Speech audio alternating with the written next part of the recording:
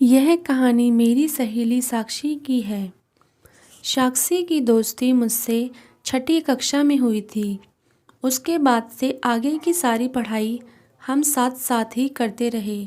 पढ़ाई के बीच में ही मेरी दोस्त साक्षी को एक लड़के से प्यार हो गया जहाँ वह रहती थी।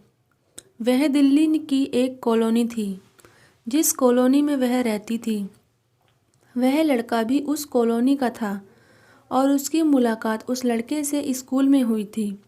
दोनों एक दूसरे से प्यार करते थे। ऐसे ही साथ में कुछ टाइम तक पढ़ाई करते रहे और समय के साथ साथ दोनों आगे बढ़ते रहे। एक दिन लड़के ने मेरी सहेली साक्षी से कहा, मैं तुमसे शादी करना चाहता हूँ, क्या तुम मुझसे शादी करोगी? साक्षी ने शादी के लिए हाँ किया, लेकिन साक्षी अपने घर में जल्दी से बात नहीं कर पा रही थी। ऐसे ही टालते टालते कुछ दिन हो गए। मेरी सहेली साक्षी जिससे प्यार करती थी उस लड़के को अब गुस्सा आने लगा था। छोटी छोटी बातों पर गुस्सा करता था और गुस्सा भी इस वजह से था कि वह उस रिश्ते को लेकर आगे नहीं बढ़ पा रहे थे, क्योंकि मेरी सहेली साक्षी अपने घर में सही ढंग से बात नहीं कर पा रही थी। एक दिन उसने आखिरी दफ़ा साक्षी से कहा कि तुम आज अपने घर में बात करोगी और मुझे उनका फ़ैसला बताओगी। साक्षी का उस लड़के से बहुत प्यार करती थी, इसलिए वह कोशिश करती है कि वह अपने घर में इस बारे में बताए और ठीक वैसे ही बताती भी है। अपने घर वालों को सारी बात बताई, समझाया और बताया कि उसके घर वाले भी सवाल करने लगे कि यह सब कब से चल रहा है और अब तू हमें क्यों बता रही है? अब तूने हमें क्यों बताया? हमने तेरे लिए कहीं और रिश्ता देख रखा है और तू इस टाइम हमें यह सब बता रही है, इसका क्या मतलब है? देख, उस लड़के को भूल जा। हम तेरी शादी उससे नहीं करवा सकते, क्योंकि हमने पहले से ही तेरे लिए लड़का देख रखा है। यह बात सुनकर मेरी सहेली साक्षी बहुत रोने लगी, क्योंकि वह उस लड़के से बहुत प्यार करती थी और किसी भी कीमत पर उससे अलग नहीं होना चाहती थी। घर वालों की ऐसी बातें सुनकर उसे कुछ समझ नहीं आ रहा था कि क्या किया जाए। वह अगले दिन सारी बात उस लड़के को बताती है कि मैंने अपने घर में बात की थी और मेरे घर वालों ने मुझसे ऐसा कहा। अब हम क्या करेंगे? मैं तुमसे बहुत प्यार करती हूँ और सिर्फ तुम्हारे साथ ही रहना चाहती हूँ। मुझे किसी और से शादी नहीं करनी। मुझे कुछ समझ नहीं आ रहा कि मैं क्या करूँ, तुम ही बताओ। तो 2-3 दिन बाद बहुत सोच समझकर वह लड़का फैसला करता है कि मैं साक्षी को भगा कर ले जाऊंगा। और अगले दिन जब साक्षी वह लड़का मिलते हैं तो साक्षी से कहता है कि अगर तुम सच में मेरे साथ रहना चाहती हो और मुझसे प्यार करती हो तो मेरे साथ भाग चलो। बताओ, चलोगी? मेरे साथ तो साक्षी हामी भरती है, पर एक दिन का समय मांगती है, क्योंकि वह अपने घर वालों को भी बहुत प्यार करती थी। लेकिन लड़का कहता है कि घर वालों के साथ ज़्यादा नहीं रहना, लेकिन जिससे शादी करोगी उसके साथ तुम्हें पूरी ज़िंदगी बितानी है, तो सोच समझकर फ़ैसला लेना। तो अगले दिन साक्षी ने उस लड़के से कहा कि मैं तुमसे शादी करना चाहती हूँ, तुम्हारे साथ चलने के लिए भी तैयार हूँ, चलो। तो लड़का मेरी सहेली साक्षी से बोलता है कि 24 दिसंबर को रात 8 बजे तुम मुझे मिल जाना, हम वहीं से चलेंगे। मेरी सहेली साक्षी ने हाँ कह दिया और फिर घर चली गई और घर जाकर उसमें ज़रूरी सामान बैग में भर लिया और रात को 8 बजे अगले दिन चोरी चोरी चुपके चुपके दौड़ती हुई वह उस लड़की के पास चली गई। लड़का वहाँ पहले से ही खड़ा था। दोनों के पास जितने पैसे थे जमा किए और सारे एक जगह किए हिसाब से उसका खर्चा करते हुए वह दूर चले गए। कुछ समय बाद ही जब वह दोनों अपने घर पर नहीं दिखे तो दोनों के घर वाले परेशान हो गए कि इतनी देर हो गई, अभी तक आया क्यों नहीं। और यहाँ साक्षी के घर वाले भी कह रहे थे कि साक्षी को बाहर गए अभी इतनी देर हो गई, वह आई क्यों नहीं। इंतज़ार करते करते रात के 11 बज गए, लेकिन फिर भी वह लोग नहीं आए।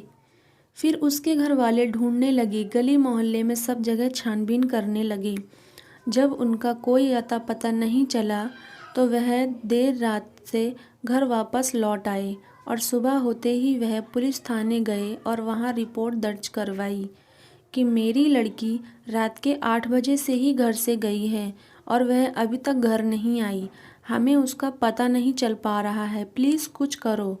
और वहाँ गली में ही लड़के की माँ साक्षी के घर आ गई और कहने लगी कि मेरा बेटा कहाँ है। साक्षी की माँ ने कहा कि पहले ये बताओ कि मेरी बेटी कहाँ है। अब दोनों के माँ बाप समझ रहे थे कि घर से दोनों ही गायब हैं। कुछ कुछ बात उन्हें समझ आने लगी और फिर वह एक दूसरे को ताना कसने लगी कि तेरा बेटा मेरी लड़की को भगा ले गया और तेरी बेटी मेरे लड़के को भगा ले गई। फालतू की बातें करने लगे। पुलिस भी अपनी छानबीन कर रही थी, दोनों का पता लगाने में जुट गई और दूर दूर तक उनको ढूंढने की कोशिश करने लगी और उनका पता चल गया। 2 दिन बाद ही पुलिस वालों को वह दोनों साथ में ही मार्केट में दिख गए और वहां से उन दोनों को पकड़ के वह वहीं उनके घर ले आए, लेकिन अब कोई फ़ायदा नहीं था। दोनों ने भागकर सबसे पहले शादी की थी। दोनों ने मंदिर में शादी की थी और जब यह वापस आए तो उनके बारे में यह सब जानकर दोनों के माँ बाप, दोनों के घर वाले, क्योंकि वह कुछ नहीं कर सकते थे, साक्षी की और उस लड़के ने मंदिर में शादी कर ली थी, वह कुछ नहीं कर सकते थे। यह सोचकर उन्होंने उनकी दोबारा से शादी करवा दी, पूरे रीति रिवाज और परंपरा से। फिर उसके बाद वह लड़का अपने घर साक्षी को विदा करा के ले गया और दोनों साथ में ही रहने लगे। ऐसे ही समय बीत गया। इतना समय देखने के बाद भी लड़के की माँ साक्षी को बिल्कुल पसंद नहीं करती थी, क्योंकि एक तो उनके बिना पसंद के आई थी और दूसरा दोनों ने छुपकर मंदिर में शादी की थी। ऐसी हरकतें उसकी माँ को पसंद नहीं आई, इसलिए वह उससे नफरत करती थी, सही तरीके से बात नहीं करती थी और छोटी छोटी बात पर उसे ताना मारा करती थी। लेकिन साक्षी बिना कुछ बोले ही बस जिंदगी जिए जा रही थी। शादी के 2 साल बाद साक्षी को एक बेटा हुआ। वह बहुत सुंदर और प्यारा था। उसका नाम साक्षी ने, उस लड़के ने राघव रखा। ऐसा समय बीतता चला गया। राघव के लिए वह पहली होली थी जो उसके जन्म के 3रे महीने पर पड़ी थी। लेकिन होली वाले दिन ही कुछ ऐसा हो गया कि साक्षी की पूरी दुनिया उजड़ गई। उसके बेटे राघव और उसकी ज़िंदगी एक पल में बर्बाद हो गई। किसी ने सोचा भी नहीं था कि मेरे बेटे की पहली होली होगी और हम यह दिन देखेंगे। ऐसा नज़ारा देखकर साक्षी पागल सी हो गई और फूट फूट कर रोने लगी, क्योंकि वह लड़का मर गया था। होली का दिन और साक्षी के उसके पति के साथ आखिरी दिन था। उस लड़के की मृत्यु इसलिए हो गई क्योंकि वह पीलिया से ग्रसित था। उसका इलाज भी चल रहा था, काफ़ी बीमार था। इसी के चलते ज़्यादा तबीयत खराब होने के कारण उसकी मृत्यु हो गई और वह दोनों अकेले हो गए, क्योंकि लड़के की माँ साक्षी को पसंद नहीं करती थी और ना ही उसके बेटे को। उसके मरने के बाद साक्षी को उसकी सास ने ताने सुना सुनाकर घर से निकाल दिया और कहा कि तू अब चली जा यहाँ से, मेरे बेटे को खा गई, मेरे बेटे की ज़िंदगी बर्बाद कर दी, मेरी ज़िंदगी बर्बाद कर दी डायन। अब तू चली जा यहाँ से, मुझे अब और तेरी शक्ल नहीं देखनी, कभी लौटकर यहाँ मत आना और यहाँ से अपने बेटे को भी लेकर जा, हमें यह भी नहीं चाहिए, निकल जा। और अब घर से निकाल दिया। फिर ऐसे ही समय बीतता गया। फिर सब लोग साक्षी को कहने लगे, अभी तेरी उम्र ही क्या है, कैसे जिएगी तू, अभी तो तेरे आगे पूरी ज़िंदगी पड़ी है, क्यों ना तू किसी से शादी कर ले और अपनी बेटे को पिता का प्यार मिलने दे। तू किसी से शादी कर ले और भूल जा तेरे साथ जो हुआ, तुझे भूलना पड़ेगा, ऐसे कब तक रोती रहेगी। और कुछ दिनों बाद ही साक्षी दूसरी शादी के लिए मान गई। उसने एक ऐसे लड़के से शादी की जिसकी पत्नी एक लड़की को जन्म देकर ख़त्म हो गई थी, तो उस लड़के को भी साक्षी के साथ शादी से कोई इनकार नहीं था, क्योंकि उसकी पत्नी नहीं थी और उसकी बच्ची अभी बहुत छोटी थी। और यहाँ साक्षी का बेटा भी बहुत छोटा था और उसका पति भी नहीं था। तो दोनों ने सोच समझकर एक दूसरे के लिए शादी के लिए हाँ कर दिया। यह बात सुनकर साक्षी की पुरानी सास आग बबूला हो गई और ज़बरदस्ती साक्षी से उसका बेटा मांगने लगी। कहने लगी, यह मेरे बेटे की आखिरी निशानी है, तू शादी कर रही है कर ले, लेकिन मुझे इसे दे दे।